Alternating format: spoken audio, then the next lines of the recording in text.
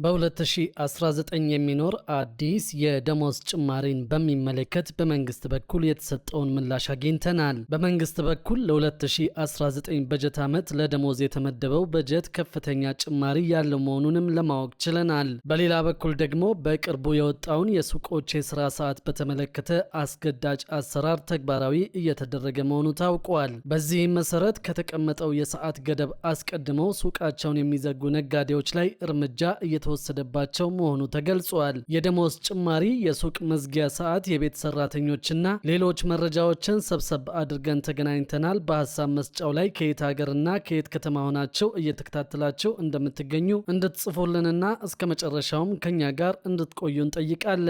በመዲናዋ ካለው የሸማቾች ፍላጎት አንጻር የንግድ ተቋማት ከምሽቱ 4 ሰዓት በፊት እንዳይዘጉ ክልከላ መደረጉ ይታወሳል። ይህንን ለማስፈጸም ክፍለ ከተሞች ክትትል በማድረግ እርምጃ እየወሰዱ መሆኑንም ገልጸዋል። የምሽት ንግድ በማያከናውኑ ነጋዴዎች ላይ ቁጥጥር በማድረግ እርምጃ እየተወሰደ መሆኑን የገለጹት የንፋስ ስልክ ላፍቶ ክፍለ ከተማ የንግድ ጽሕፈት ቤት ኃላፊ አቶ መኮንን ዘነበ ናቸው። እስካሁን ድረስ 18 በሚደርሱ የንግድ ተቋማት ላይ እርምጃ መውሰዱን በመጥቀስ የተለያዩ የማህበረሰብ ክፍሎች የስራ ሁኔታቸው የሚያስመሽ በመሆኑ እንዲሁም ደግሞ የስራ ባህልን ከማሳደግ አንጻር ሚናው እጅግ አስፈላጊ እንደሆነ ተናግረዋል። ይህንኑ ሀሳብ የሚያጠናክሩት የለሚ ኩራ ክፍለ ከተማ የንግድ ጽሕፈት ቤት ኃላፊ አቶ ሳሙኤል ቢሰጠኝ የምሽት ንግድ እንዲለመድ የግንዛቤ ፈጠራ ስራ በሰፊው ሲሰራ መቆየቱንና አሁን ላይ ይህንን በማይፈጽሙ ነጋዴዎች ላይ እርምጃ እየተወሰደባቸው መሆኑን ተናግረዋል። የሰዓት ገደቡ ሲቀመጥ ለነጋዴው ያልተሟሉ ነገሮች እንደነበሩ በማስታወስም አሁን ግን በምሽት የትራንስፖርት አገልግሎት እንዲመቻች መደረጉን በመግለጽ ደንብ በሚጥሱ ነጋዴዎች ላይ የሚወሰደው እርምጃ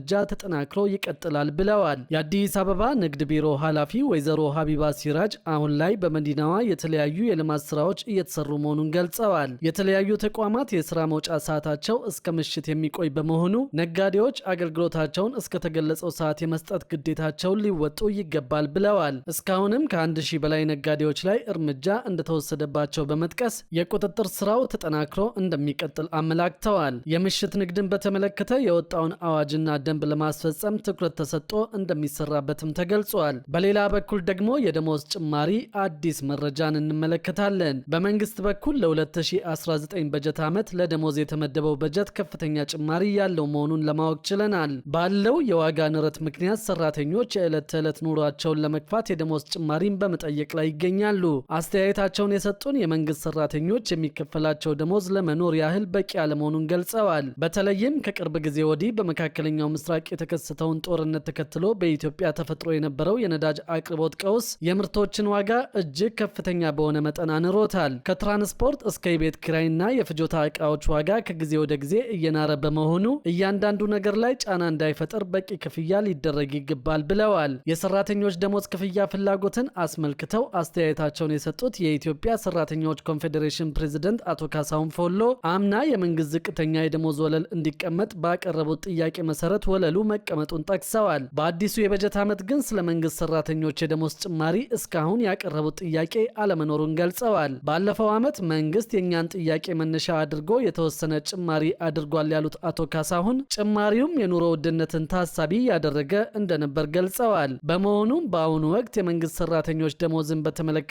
በኮንፌዴሬሽኑ በኩል የተጠየቀ ነገር አለመኖሩንና ነገር ግን ለግል ተቋማትና የመንግስት ልማት ሰራተኞች የደሞዝ ወለል ጥያቄ እያቀረቡ እንደሆነ ገልጸዋል።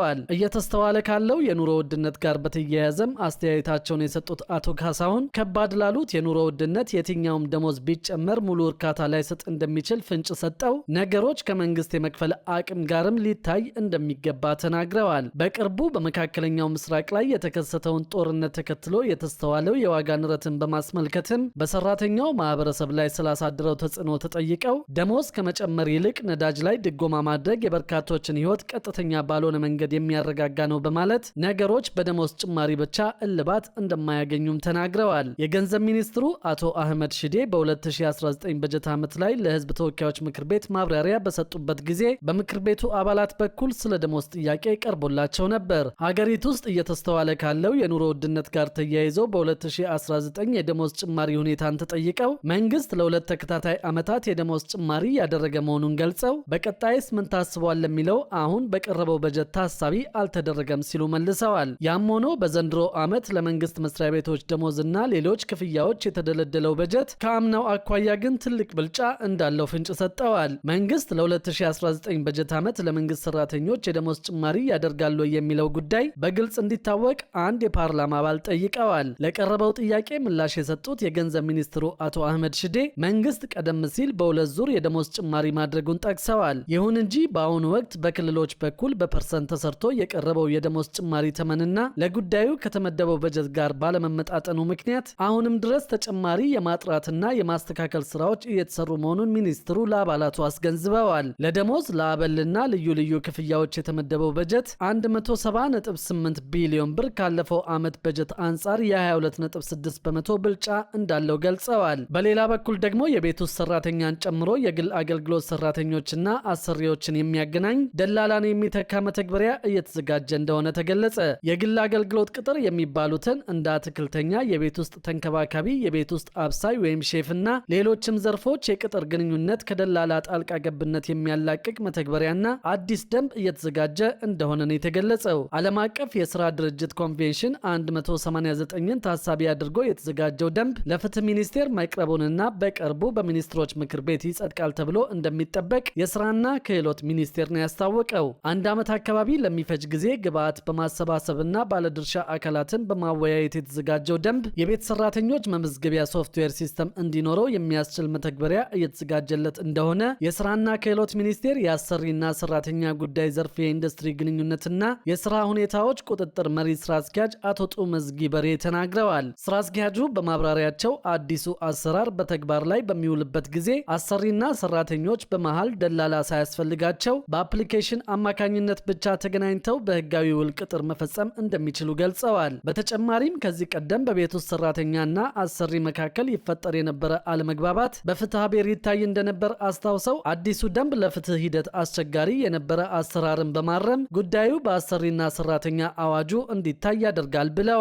ይህ መሆኑ የሰራተኛውንም ሆነ የአሰሪውን መብትና ግዴታ ለማስጠበቅ እንደሚያግዝና ከሌሎች ሀገራት ተሞክሮ በመውሰድ የተዘጋጀ መሆኑ ተመላክቷል። የደሞዝ ጉዳይን በተመለከተ ለጊዜው በአሰሪና ሰራተኛ ስምምነት የሚወሰን መሆኑ ተገልጿል።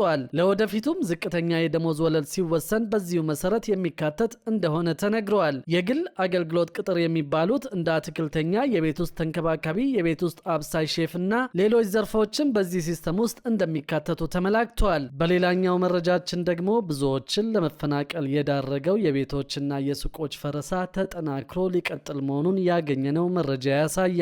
በዘንድሮ ዓመት የሚጀመር አዲስ የኮሪደር ልማት እንደማይኖር ተደጋግሞ ቢገለጽም በሶስት ወረዳዎች የሚገኙ ቤቶች እንደሚፈርሱ ነው ለማወቅ የተቻለው። በዚህም መሰረት ለጫካ ፕሮጀክት በሚል በርካታ የሚፈርሱ መንደሮች መኖራቸውን ያገኘነው መረጃ ያመለክታል።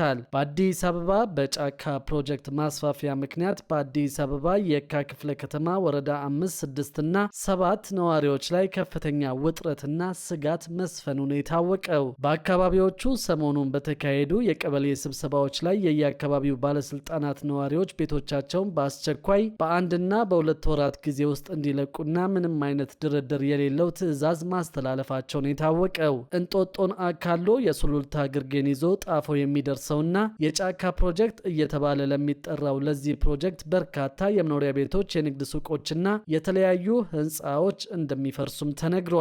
በመንግስት ሊገነባ የታሰበው የጫካ ሃውስ ፕሮጀክት ሳተላይት ሲቲ እንደሆነ የተገለጸ ሲሆን ፕሮጀክቱ ከቤተ መንግስት በተጨማሪ በሺ የሚቆጠሩ ቤቶችንና ሆቴሎችን እንደሚያካትት ታውቋል። ቤተ መንግስትን የያዘው ፕሮጀክት እየተከናወነ ሲሆን በ400 እና በ500 ቢሊዮን ብር ነው የሚገነባው ሲሉ ጠቅላይ ሚኒስትር አብይ አህመድ ከዚህ በፊት መናገራቸው የሚታወስ ጉዳይ ነው። ልንገነባ ያሰብነው የጫካ ሃውስ ይባላል ያሉት ጠቅላይ ሚኒስትሩ ፕሮጀክቱ እጅግ ዘመናዊ መሆኑን ገልጸው የኢትዮጵያ ቤት ሲሉም ጠርተውታል። እስከ 500 ቢሊዮን ብር ይወጣበታል ለተባለው የሳተላይት ሲቲ ግንባታ የሚውለውን በጀት ለምነን ሪሶርስ አምጥተን እንሰራለን በማለት መናገራቸውም የሚታወስ ጉዳይ ነው። ፕሮጀክቱ የሚከናወነው በ503 ሄክታር መሬት ላይ ሲሆን ከየካ ክፍለ ከተማ 5 ወረዳዎችን እንደሚያካትት ታውቋል። ግንባታው ሰው ሰራሽ ሐይቆችን ጨምሮ የተለያዩ መሰረተ ልማቶችን እንደሚያካትትም ምንጮች ገልጸውልናል። የኢትዮጵያ መንገዶች